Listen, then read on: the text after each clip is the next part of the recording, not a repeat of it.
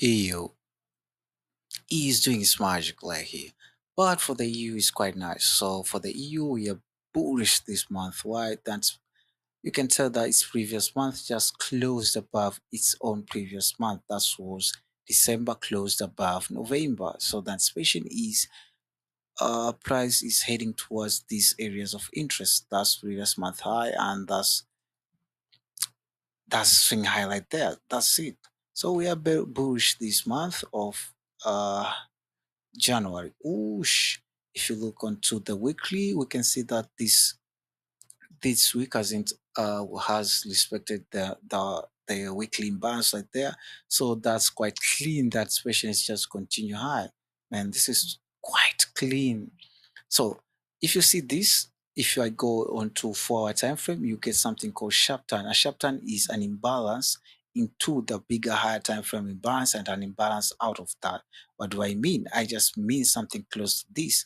You can tell this is just a week. If you go down the week, you see this movement, leaving those imbalance in, imbalance out. So let's go on to 4 hour time frame. Oosh, what I said. We have this imbalance right there, imbalance into the higher time frame imbalance and imbalance out of higher time frame imbalance. And so this is a sharp turn showing that, bro, we are moving. So let's look onto a daily time frame. What can you say, man? This is what we call a respect candle. Respect this imbalance just closed within this its previous day's candle, and then specialists continue push for today.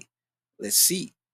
Let's go down time frame for our time frame. Oosh, for our time frame is quite clean.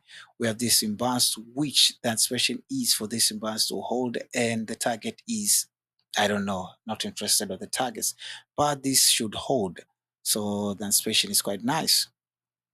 We have higher time frame imbalance, we have 4 hour time frame imbalance. So my anticipation is priced get taps here, continues high like there, and I don't know, man. Should it retrace? I don't give a hell about that.